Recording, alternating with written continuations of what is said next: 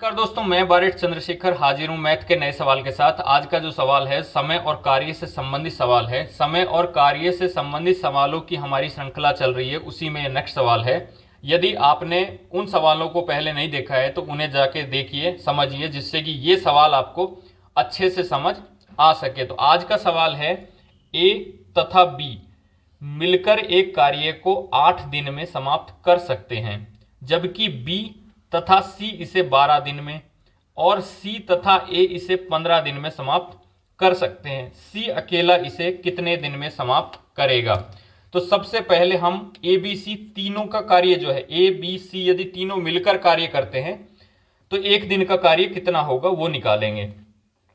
तो चूंकि दिया हुआ है ए बी मिलकर एक कार्य को 8 दिन में समाप्त कर सकते हैं, तो ए और बी का एक दिन का, ए और बी का एक दिन का कार्य, एक दिन का कार्य। अब चूंकि ये हमें पहले से ही पता है कि जो समय है, समय का उल्टा जो है वो कार्य होता है। तो 8 दिन दिया हुआ है, ए और बी मिलकर एक कार्य को 8 दिन में, तो एक दिन का कार्य क्या होगा? 1/8।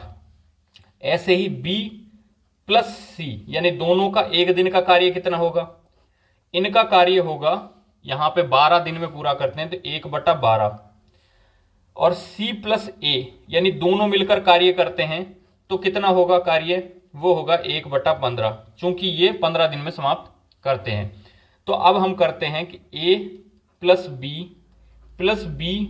प्लस C और प्लस C प्लस A, यानी कि ये सब मिलकर इस कार्य को कितने दिन में समाप्त करेंगे? तो 1/8 प्लस में 1/12 और प्लस में 1/15। चूंकि हमने तीनों को जोड़ दिया, ए बी, बी सी और सी ए, इन तीनों का कार्य एक एक दिन का। तो चूंकि यहां पे 2 ए हैं, 2 बी हैं और 2 सी हैं, तो 2 ए प्लस में 2 बी और प्लस में 2 सी बराबर हो गया। इनका हम लैसे ले लेते हैं, तो 8, 12 और 15 का यदि लैसे लेते हैं तो वो आएगा 120। ठीक है, 8 का भाग देंगे 120 में तो 15 बार जाएगा, और 15 को 1 से गुणा करेंगे, इसलिए यहां पे 15 आ गया डायरेक्ट। अब ऊपर सब में 1 है तो सिर्फ भाग ही देना है। 12 का भाग 120 में देंगे तो 10 बार जाएगा, 15 का भाग 120 में देंगे तो 8 बार जाएगा। अब हम इन्हें जोड़ लेते हैं, 15 और 10 25 और 8 33, 33 बटा में 120। अब ये 2A, 2B और 2C यानी 2 कॉमन ले लेते हैं, तो A प्लस में B और प्लस में C बराबर कितना हो गया? बराबर हो गया, 3 से काट लेते हैं, 3 से 11 बार और 3 से काटेंगे तो 40, यानी 11/40। ठीक है, अब ये 2 यहां पे गुणा में है तो ये भागित में चला जाएगा, तो A प्लस B और प्लस C यानी इन तीनों का एक दिन का कार्य कितना होगा? 11/40 तो पहले ही है, और नीचे 2 और चला गया तो 2 यहां गुणा में आ जाएगा, तो 11/80। ये इनका एक दिन का कार्य है। अब इसमें पूछा क्या है कि यदि C जो है, C अकेला इसे कितने दिन में समाप्त करेगा? ठीक है, अब C को निकालने के लिए क्या करते हैं हम कि जैसे A B C यानी 3 का कार्य दिया हुआ है और हमें क्या निकालना है? C, तो हमें ए बी का कार्य जो है माइनस करना पड़ेगा। तो ए बी का कार्य कितना है? ए बी का एक दिन का कार्य है 1/8। अब 1/8 को हम माइनस करेंगे 11/80 में से, तो सी का एक दिन का कार्य आ जाएगा।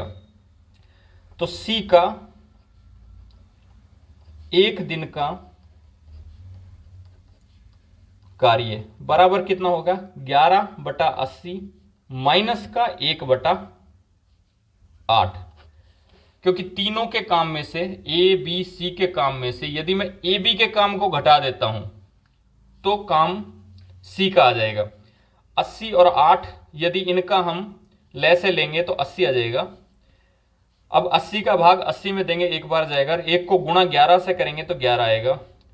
8 का भाग 80 में देंगे तो 10 बार जाएगा, 10 को गुणा 1 से करेंगे तो 10 ही आ जाएगा। अब 11 में से 10 गया तो 1 और नीचे 80। अब C का एक दिन का कार्य है 1/80। अब चूंकि हमें पता है कि जो कार्य है उसका उल्टा होता है समय, यानी कि 80 दिन में ये काम सी जो है वो पूरा कर देगा। तो सी अकेला इसे कितने दिन में करेगा, यही पूछा गया सवाल में कि सी जो है सी अकेला इसे कितने दिन में समाप्त करेगा, 80 दिन में समाप्त करेगा। तो इसका आंसर जो है ऑप्शन नंबर बी में है। तो दोस्तों आज के लिए बस इतना ही, मिलते हैं नेक्स्ट क्लास में किसी नए सवाल के साथ। बने रहिए मेरे साथ। धन्यवाद, नमस्कार।